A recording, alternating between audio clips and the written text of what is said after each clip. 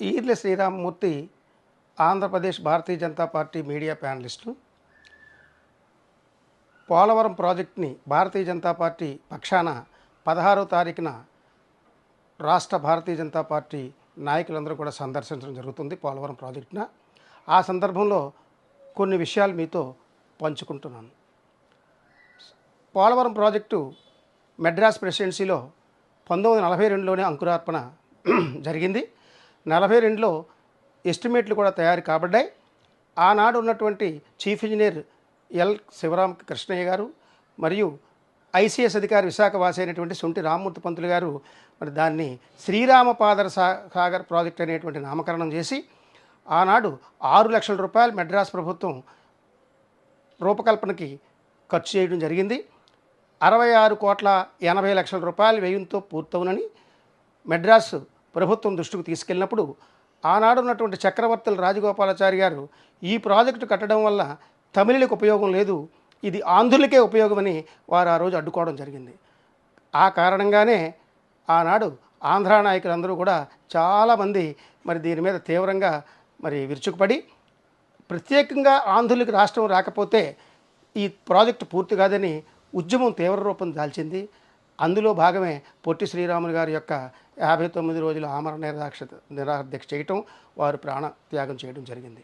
ఆ తర్వాత మరి 56లో కర్నూలు రాజధానిగా రావటం, ఆ తర్వాత కాలంలో హైదరాబాద్కు మనం రాజధాని మారటం, తర్వాత కాంగ్రెస్ ప్రభుత్వంలో 1980 వరకు కూడా మరి దాని వంక చూడలేదు కాంగ్రెస్ ప్రభుత్వం.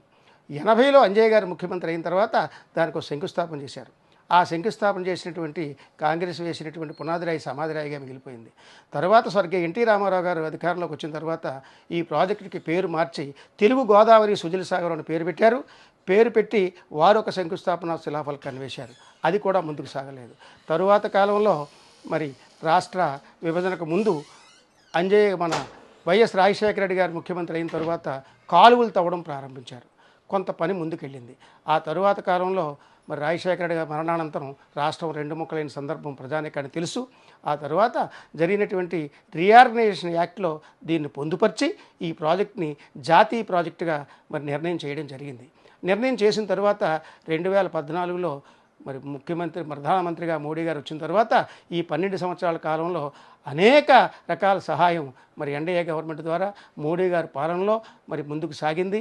ఆ సాగినటువంటి నేపథ్యంలో చంద్రబాబు నాయుడు గారు ఇక్కడ ముఖ్యమంత్రిగా ఉన్నప్పుడు 7 మండలాలు ముంపు మండలాలు ఆంధ్రప్రదేశ్ కలపాలని ఆయన భీష్మంగా కూర్చొని మోడీ గారి చేత 7 మండలాలు ఆంధ్ర రాష్ట్రానికి తీసుకురావడంలో వారు ఎంతో చొరవ చూసి కార్యక్రమం తీసుకున్నారు. ఆ తీసుకున్న తర్వాత ప్రాజెక్టు 70% పూర్తయినటువంటి సందర్భం జరిగింది.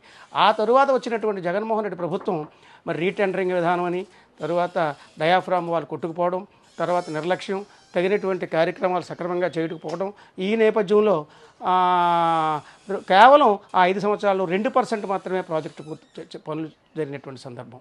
ఈ తరువాత మరలా చంద్రబాబు నాయుడు గారు ముఖ్యమంత్రి అయిన తర్వాత ఈ 3 ఏళ్ల కాలంలో సుమారు 15% పనులు మళ్ళీ పూర్తయి ఇప్పటికీ 86% వరకు పనులు పూర్తయినాయి. ఇంకా మిగిలిన 14% పూర్తి కావాల్సినటువంటి ఉంది. ఇది చాలా ముఖ్యమైనటువంటి ప్రాజెక్టు ఆంధ్ర ప్రజానీకానికి. ఎందువల్లంటే 960 మెగావాట్ల విద్యుత్ శక్తి కలిగినటువంటి జల విద్యుత్ కేంద్రానికి, తర్వాత జలం మరి విశాఖపట్నం జిల్లా దాకా వ్యవసాయానికి నీరు అందించేటువంటి కార్యక్రమం, తాగునీరు అందించే కార్యక్రమం, తరువాత అనేక రకాలైనటువంటి మరి ఫ్లోరైడ్ వ్యాధులతో ఉన్నటువంటి భవిష్యత్తులో ఉన్నటువంటి దానికి ఈ మంచినీటి సరఫరాకు ఉద్దేశించబడినటువంటి ప్రాజెక్టు. తర్వాత అంతేకాకుండా మరి విశాఖపట్నం జిల్లాలోనే కాదు ఈ ప్రాజెక్టు యొక్క కుడి కాలువ 174 కిలోమీటర్లు, ఎడమ కాలువ 181 కిలోమీటర్లు, మొత్తం 23 లక్షల ఎకరాలు ఎగ్జిస్టింగ్ ఆయకట్టుకి 7.5 లక్షల ఎకరాలు కొత్తగా వ్యవసాయానికి పనికొచ్చేటువంటి విధంగా డిజైన్ చేసినటువంటి ప్రాజెక్ట్ ఇది.